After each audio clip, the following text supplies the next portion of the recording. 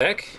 So before we get into the games, first thing I would like you guys to have the opportunity to do is to let me know if you have any shoutouts you'd like to make. Basically, anybody you want to thank, anything you want to draw attention to, and go ahead and do that. Vergilius, please start. Sure. I guess I'll give one shout out is to the AVGL over here in Boston. If anyone's around here, we have a local StarCraft tournament that happens on a monthly basis. Oh, So nice. go check out avgleague.com or twitch.com/avgl. There's other games like Counter-Strike and Dota that also happen there. Come by and play if you're around. You can cast. I've casted. It's a lot of fun. Cool. So that's my shout out there. All right.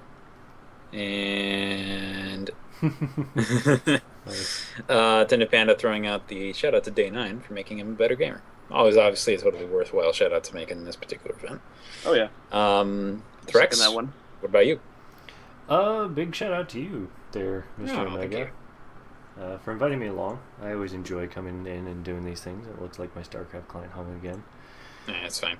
And of course, big shout out to the community, everybody that comes and attends these and watches, and the players, of course, because without the players, we wouldn't have anything to cast, and it just kind of does its thing. And I'm gonna piggyback off the Day 9 one, because he's kind of the guy that brought us all together.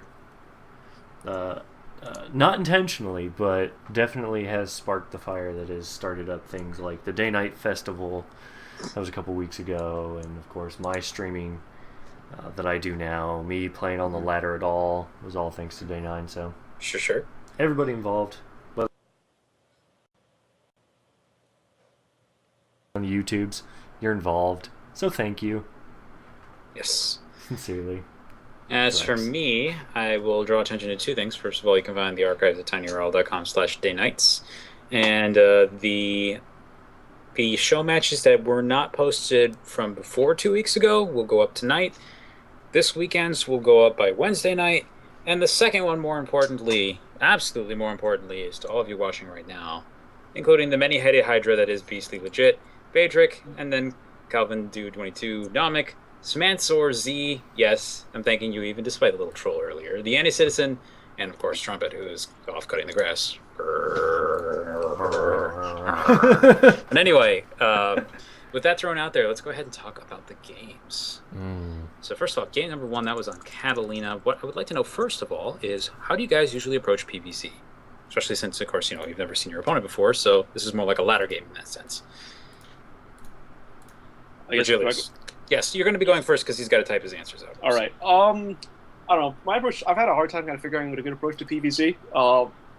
For the last couple of weeks, it's been my worst matchup, and over the last few days, maybe I've gotten better at it.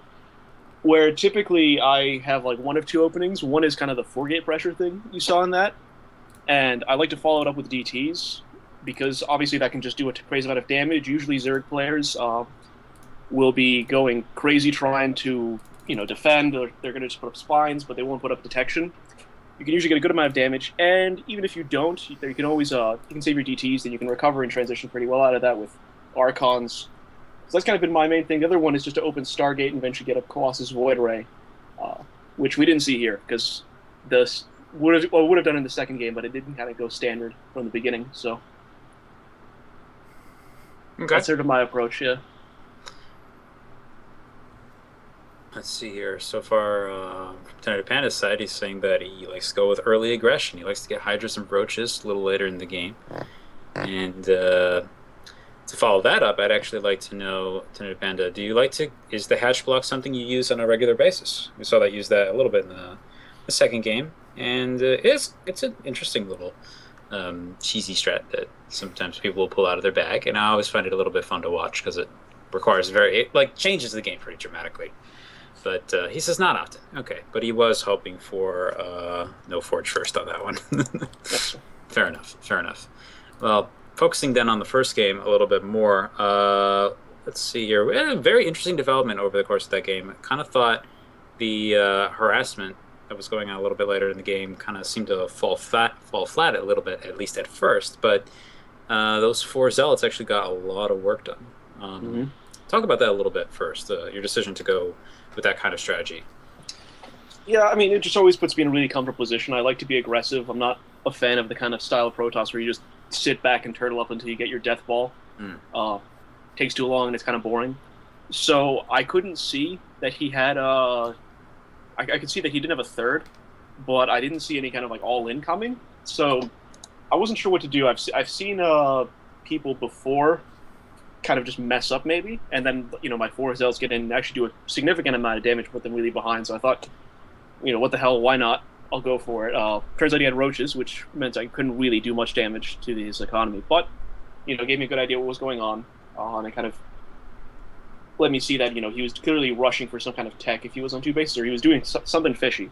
So then I started scouting around with the hallucinated Phoenix, spotted the Spire, I think, right after it went down 2, which was very lucky on my part. Right. So from TentatvePnda's standpoint, he's saying that he really should have committed a little bit more to an early push or to macroing up, which is something I think I would second a little bit myself. It did seem like you were stuck on second base a little bit too long for the strategy that we were going for. But he also did mention that he got supply blocked at key times. And it's not, you can never underestimate how much damage that actually does to you. Pretty much, I found it's between 10 to 20 supply that your opponent will either be able to catch up to or get ahead in as a result of a single supply block. And that number gets larger as the game goes on. Yeah. So, personally for me, like anytime I look at a replay and I see that I got supply block somewhere, I will probably blame that before I blame anything else.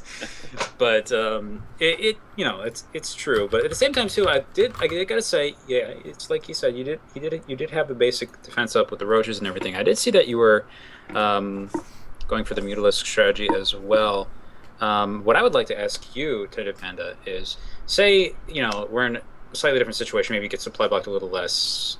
You have the mutas, and you're in a similar situation like that. Do you think it is wise to go for the Protoss' base or to still try and engage the army? Because I know to some extent in that particular situation that was a pure numbers game. There wasn't really a lot you could do about that. But say things were going a little bit more smoothly. How would you approach that particular decision? Right. I think I might have actually had it. I can't remember. It might not have had enough energy for float on overcharge, but it was not there during that attack. I can confirm that. Yeah, it was at my base. So see, he didn't have the mothership core, so it would have been smart to go for his base. But he had defensive cannons. So you were so you were looking at that and you would think it would not necessarily be a good investment. But okay. But it is a what if scenario though, so he's saying he could have given up the Expo because he was on 4 bases at the time. Was he? Oh, yes. I didn't realize that. Yeah, that could have been. He had expanded to the east base. Oh yeah. So you didn't necessarily have to take that engagement there. That is true. So okay, cool. Well, yeah, Threx. What about you? You got anything you want to add? I always have things to add. Take it away. So in the first game, one of the first things that really stuck out to me was there was a lot of scouting information that was available to Panda, and he saw that it was a 2-base Protoss early on with a lot of defensive structures in place, kind of almost turtling up, not really, but he was in a position that Panda could have taken a very quick third, macroed really hard, and then when you watch the ramp, wait for the push to come out. As soon as the push comes out, you just immediately blast out roaches and hydras. Like you get your drone count up, and then you build nothing but overlords. You start getting your upgrades, and as soon as you see the army move out, you just start building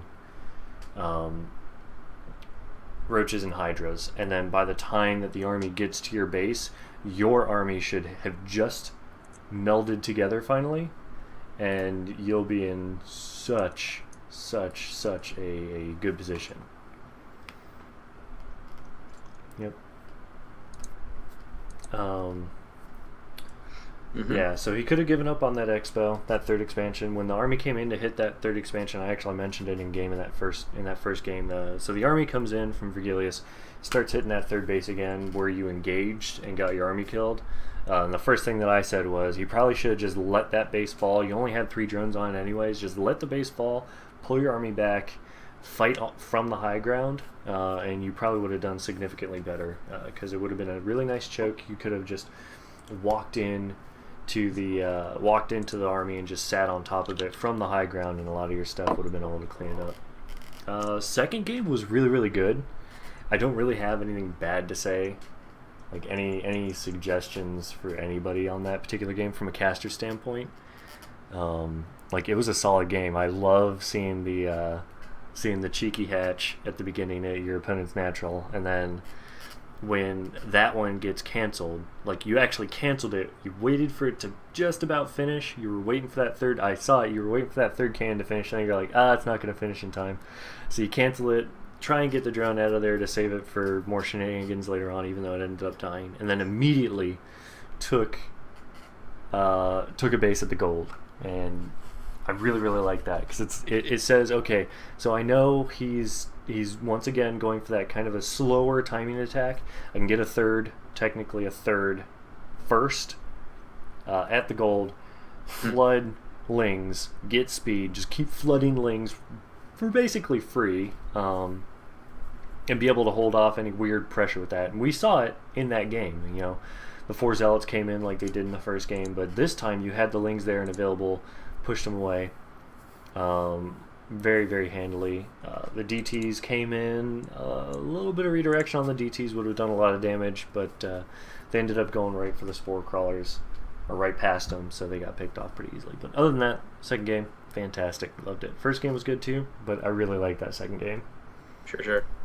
So about that second game in particular, I actually did have a couple questions for both of you for TentatvePnda first. So you go for the hatch block, and it doesn't work out. What do you usually like to do in order to follow that up?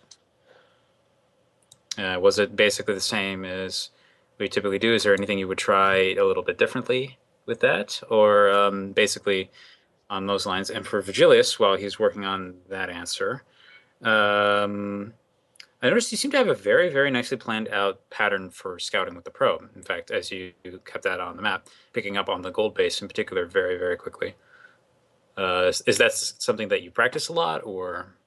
Yeah, I actually kind of picked that up from Habitation Station as far as like the gold base goes, because I remember when that was in the map pool, a lot of Zergs would do something kind of either aggressive or a hatch block, and then they'd recover from whatever they hadn't poured into their economy. Then they put into putting up a gold base, and they could quickly bounce back. So like they could 10 pool me pretty safely. So I just kind of had this feeling of, okay, that didn't really work. That didn't really do that much, and I don't see him putting anything down here. What's the only other possible thing he could do to try to stay in this game? So look for the gold bases. Okay, cool. And from TentatvePnda's perspective, he says, yeah, pretty much he only hatch blocks on overgrowth, so he almost always will take the gold in order to get the macro back up. So it's just kind of echoing what you said, pretty much just to kind of try and recover from. Yes, it does put you really far behind. Even canceling that, just the fact that that base is so far delayed is pretty brutal, honestly. But so then things get interesting. You knew about it right away. It looked like you were trying to set up maybe a cannon rush at first, but the drone was there, so that kind of didn't happen. Yeah, but, I noticed that he spotted me. I couldn't do it. Yes. Good presence. I have to say, good presence of mind to take the probe back out and put down that pylon. That ended up being incredibly important as the game went forward, I think. But yeah. So, and then from there, it looked like you just went back into your pretty typical game plan, right? Yeah. Okay. And I think it was actually kind of the same thing for TentatvePnda. You pretty much went down the Roach Hydra route again for the most part, though. One thing I would like to ask, actually, from TentatvePnda's perspective, when you have a gold base, do you find that it ends up kind of straining the overall amount of larva that you have? Because obviously you are pulling in a lot of minerals, so you can get a lot of zerglings up real quickly, but do you find it ends up being a little bit difficult to keep up with in that sense? Or is this something that you've adapted to from having tried getting gold bases a lot?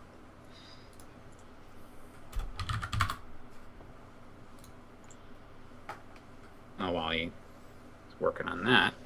So, as a side note, I got kicked off of Battle.net, and I'm trying to get re-queued back into it. And it just crashed for me too. The estimated wait time is actually going up instead of down. Are we having another DDoS attack? Maybe. I don't know. I hope not. That would be really sad. People are going to be pissed. Okay. So Lieutenant Panda is saying since he injects fairly well, he didn't seem to have a huge problem with the larva. However, usually the Protoss pushes and takes out the gold as immediately, basically as fast as possible. Which, yeah, it's definitely a thing, especially because you're so far away from your natural. It's kind of hard to protect. But so yeah, he goes to take the 4 bases. Try to keep that alive from there. Oh, looks like a lot of people just got kicked. Some more people wandering into the chat being like, no. Auntie's just like, I don't know what you guys' problem is. Korea's working. Korea's That's working, okay. guys. Now everybody just has to come watch us. That's I'm fine. still in. That's I mean, fine. if push comes to shove, I'll just hop over to my channel and I'll just stream some nonsense. It's fine. Now, at the very least, I think that, yeah, it looks like TentatvePnda is going to throw out one more thing. Yeah, he said he thought he was actually going to win the engagement with the Lynx and the Hydras. And I think under normal circumstances you might have, but there was actually 3 upgrades possessed by the Protoss over the Zerg at that point. So the everything just didn't die. Yeah, Blink Stalkers usually do pretty poorly against all that, but with the upgrades, Yeah, I think it went pretty well. I was actually looking at it, and I was kind of expecting an even trade at first, and then I glanced, and then we looked down at the upgrades, and I was like, oh well, never mind. that's gonna hurt. Yeah, and But Blink went a long way there too, yeah, saving a lot of the Stalkers. and blinks were really good, I have to say. But okay, so yeah, thank you guys very much for playing both. Hope to see you again in the future, and pretty much what I'll do is tomorrow or the day after, I will send out emails again, and I will give you guys the opportunity to play a second time. And if you play again, and then a third time, your third time will be a best of 5, and then I'll switch you guys up with different opponents, unless of course you prefer to play with other people. So at that point, but that's up to you guys. So that's the plan going forward from here. As for everybody else watching, stick around. In about 45 minutes, we have one more match, and that's going to be Pro versus Shadver. That will be our last match for the evening, and I believe since that is their third, it will be a best of 5. Ooh, See you guys then. All right, see you guys then.